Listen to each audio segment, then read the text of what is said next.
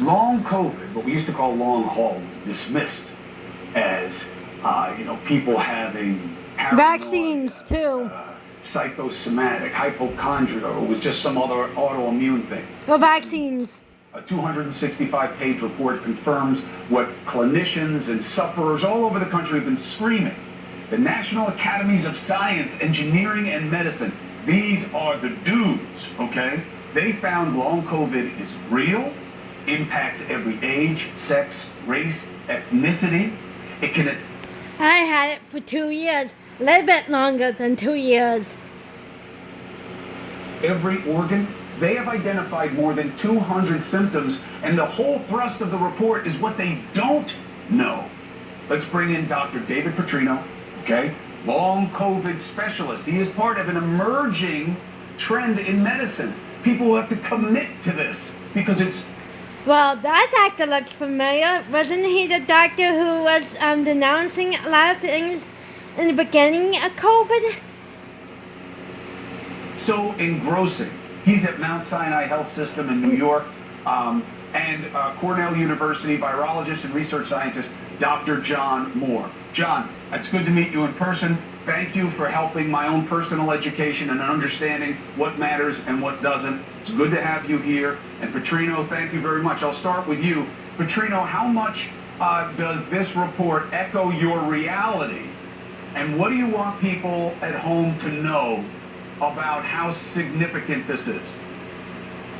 Yeah, absolutely. Thanks for having me, Chris. It's a great report that goes into comprehensive detail about the seriousness of long COVID. This is something that we've been seeing in our clinic as we've treated over 3,000 people with long COVID over the last 4 years.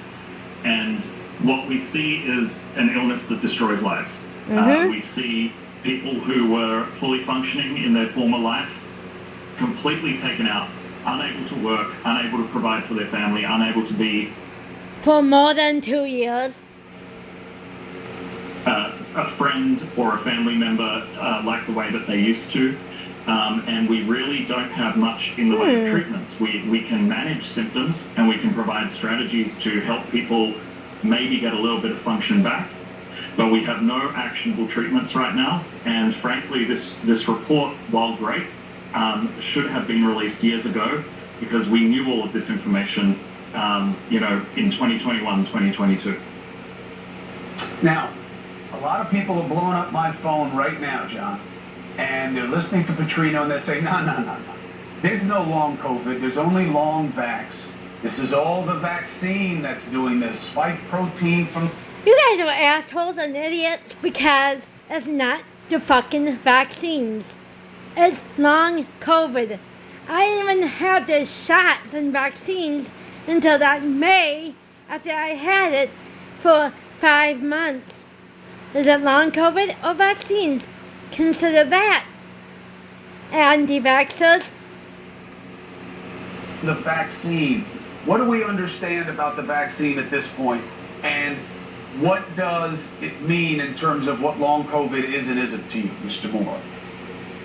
Well, the simple fact is, as the report does detail, although not in great length, that vaccinated people, when they get infected, are less likely to develop long COVID and Bingo! their symptoms are milder. So the COVID vaccines actually... See? Truth. The vaccines work. Idiots. Maybe you guys need to wake up and realize the vaccines work. And Fauci was right. And Fauci never said vaccines were not bulletproof. It will help people, but they were not. He did not say it was bulletproof. protect against the worst aspects of long COVID, at least in a significant number of people. It's not absolute protection, but the statistical significance is clearly there. So vaccination is beneficial, and long vax is just another of those myths that all too many people believe in. Myths, like your conspiracy theories. There is no such thing as long vax. I mean, Dr. your own Petrino. symptoms Go ahead, John.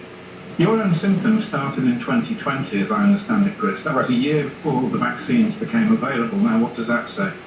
Yep, a year and a half before the vaccines. That should show ya it's not vaccines, idiots. Yeah, listen, I mean, more than one thing can be true at a time, right? Again, it's just a matter of fact, Dr. Petrino, just to bring you up to speed on me, I have long COVID. I had my symptoms, they never went away from having COVID. You know, they were just like little dips, you know. Same with me, but mine have gotten better, except a few things like losing air and muscle spasms and muscle weakness and fatigue. Been trough of ever since. And then I got vaccinated. I don't know if that could have exacerbated it. What are you seeing in your practice in terms of people who are vaccinated? Does that help or hurt? Yeah, you know, I would say that we want to follow the data here, and I think one of the best sources of the data was from Ziad Al-Ali, who was one of the authors of this paper for the National Academy of Science, showing that, you know, as Dr. Moore mentioned, vaccination does reduce the severity of your acute SARS-CoV-2 infection. Yep, and also might help you not get COVID either. So, Therefore, leads to a reduced risk of long COVID. However, my colleagues Akiko Iwasaki and Harlan Grumholz have joined me in writing a piece about vaccine injury, which was recently published. there's no vaccine injury. Most people who have vaccine injuries are because of your damn fault for not taking care of yourself, and also just not washing when you should be home when you have COVID.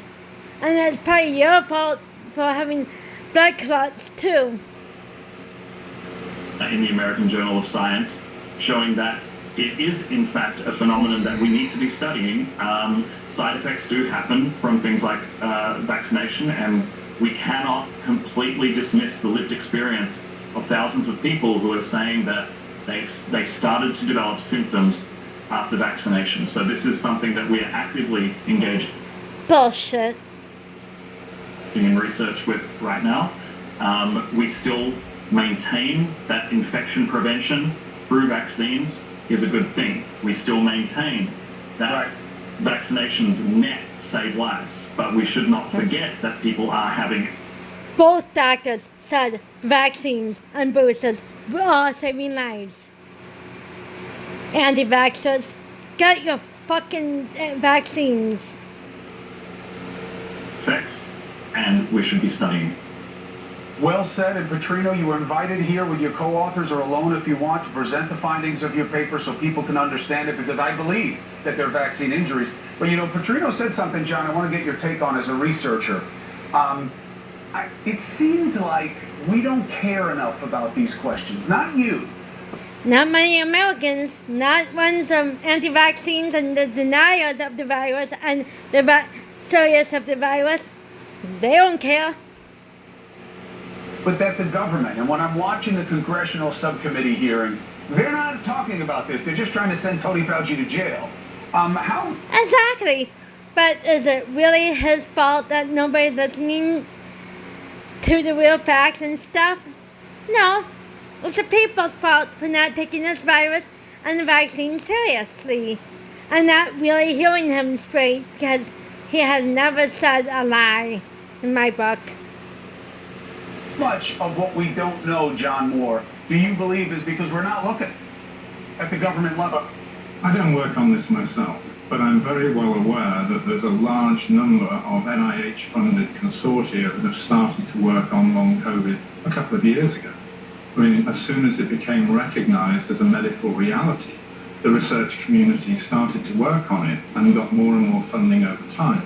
But many medical conditions are not easily sorted out. There are many mysteries about long COVID, and there may not be a single cause.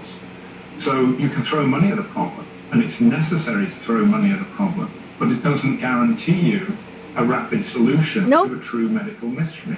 Exactly. The vaccines need time and also we need to research it even more. So you guys can shove your education or lack of it up your ass because you don't have the science education and you're not experts in science or illnesses. So shove up your ass. There is such a thing as long flu and viral infections of other kinds that I disagree with that. I only had the flu with the shots, but I never had long flu. I never experienced just only the swine flu, but the swine flu wasn't long. And it was severe, but not long. And COVID saved my life, but it didn't. And also, the flu was mild in me when I had the 2 bouts, when I had the 2 shots. cause broadly similar symptoms. Medical historians have looked at what happened in the 1920s, in the years after the great 1918-1919 flu pandemic, and they've identified many examples of people who now would be thought of as having long flu, which seems very similar to long COVID. So it's not unique to the COVID virus. It is true of other respiratory viruses and other viruses, and that's increasingly being recognized and more studied. Well, look, John, I love your perspective, and I rely on it. I appreciate you as we continue to go forward, helping me make sense of what to press on and what to pull back on. Thank you. And Dr. Petrino, thank you for the work you're doing, trying to heal people. And you are a call away from wanting to come on here to discuss what you're seeing and what people need to know. Thank you for what you're doing. John Moore, thank you as always. I'll be in touch soon.